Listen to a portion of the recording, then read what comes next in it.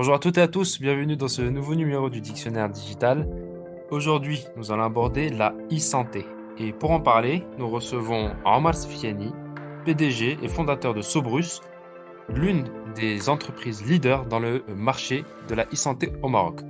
Merci Sfiani d'avoir accepté notre invitation. Merci à vous pour l'invitation. Alors, comme à l'accoutumée, on essaie toujours de commencer par une définition.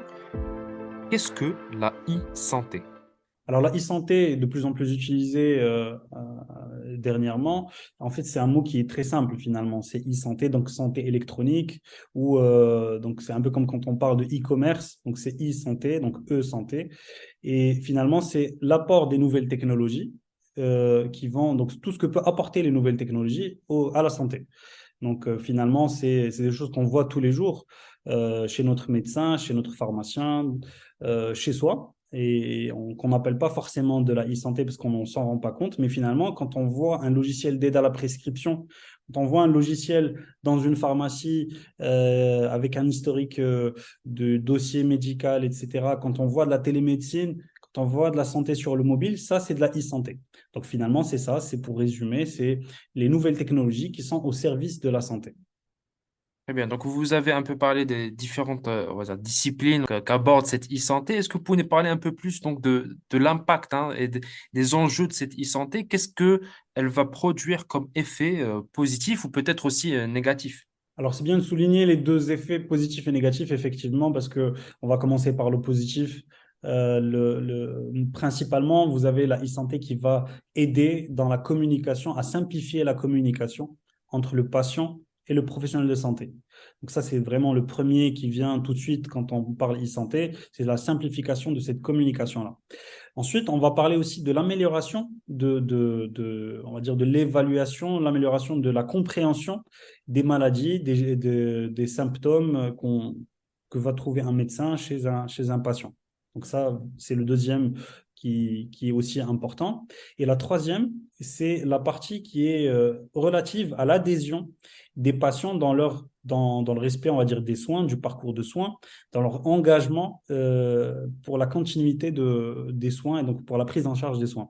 Donc voilà, c'est en gros, c'est les trois gros blocs, on va dire. Faut pas oublier non plus la partie négative, mais quand on parle e-santé, on pense tout de suite au respect des données des utilisateurs, des patients, on pense à la sensibilité des données, c'est pas n'importe quelle donnée, on parle de maladies, on parle de choses plus ou moins graves, et donc finalement, c'est dans le cadre d'un respect l'identité, l'anonymat de l'identité des patients que ça doit se faire. Donc, tant qu'on est dans ce respect-là, tant qu'on est dans le respect de la confidentialité, on peut bénéficier des avantages de la e-santé. Vous avez parlé donc de cet aspect un peu difficile à gérer. Est-ce que il existe par exemple on va dire, un cadre légal pour gérer ces données en termes d'encouragement de cette e-santé ou est-ce qu'on en est au niveau national? Alors, il y a des chantiers un peu partout. Il y a des chantiers au niveau du gouvernement, il y a des chantiers au niveau des agences mises en place justement par le gouvernement, etc. Il y a des chantiers au niveau des startups, des fonds d'investissement. Il y a des chantiers un peu partout. Et en fait, tous vont dans le même sens. Ils vont tous aller vers, donc déjà, faire en sorte que ça soit possible. Et une fois que c'est possible, faire en sorte que ce soit fait dans les règles de l'art. Donc, il faut que ce soit fait, on va dire, dans la protection des données, encore une fois, des utilisateurs. Et pour parler de protection des données, il y a la CNDP qui est en charge de la protection des données à caractère personnel d'une manière générale. Mais quand on parle de données personnelles, on peut y inclure aussi les données sensibles, donc les données personnelles sensibles des personnes, donc notamment la santé. Ça, c'est au niveau de la réglementation, on va dire, au niveau du contrôle de, de cette partie-là. On voit un peu des fonds d'investissement qui ont été créés ou qui étaient déjà créés, mais qui ont une nouvelle dynamique et qui ont un objectif de booster l'esprit startup, l'esprit innovation au Maroc. Donc, on voit vraiment beaucoup d'investissements qui ont été faits ou en tout cas des intentions d'investissement qui ont été faites et qui montrent que le Maroc a envie d'aller dans ce sens-là, aller vers la digitalisation de la santé, du parcours santé, l'amélioration quotidien des professionnels de santé et l'amélioration de la santé du citoyen. D'un point de vue étatique, d'un point de vue gouvernemental, est-ce que, par exemple, le ministère de la Santé prévoit des programmes qui vont dans ce sens, ou on peut parler aussi, par exemple, de la formation des médecins et de tous ceux qui vont être au contact de cette e-santé dans le futur? Alors, je pense qu'avec la généralisation de la couverture santé, donc de l'AMO, donc la couverture santé universelle, c'est quelque chose qui va devenir de plus en plus demandé et nécessaire. Parce qu'il faut le rappeler, la technologie, ce n'est pas une fin, c'est un moyen pour arriver à nos fins, pour arriver à nos objectifs. On ne fait pas de la technologie pour faire de la technologie. On fait de la technologie pour arriver plus rapidement et d'une manière plus qualitative à une meilleure santé. Parce que l'objectif finalement, c'est la santé, c'est la meilleure santé. Donc on utilise les technologies qui sont de plus en plus challengeantes, de plus en plus innovantes et qui vont avoir bien sûr du bon et du mauvais, mais on va utiliser ces technologies-là pour aller vers une meilleure performance, vers une meilleure santé. Donc pourquoi je parle de ça? Parce qu'en fait, tout simplement, aujourd'hui, la couverture santé est universelle, donc on passe d'un nombre d'assurés, de bénéficiaires qui est aux alentours de 4-5 millions vers une vingtaine de millions d'assurés ou de personnes à prendre en charge. Quand on multiplie par 4 ou 5 ou 6 le nombre d'assurés, on ne peut pas rester avec les mêmes méthodes de gestion. On ne peut pas rester sur du manuel, du semi-manuel.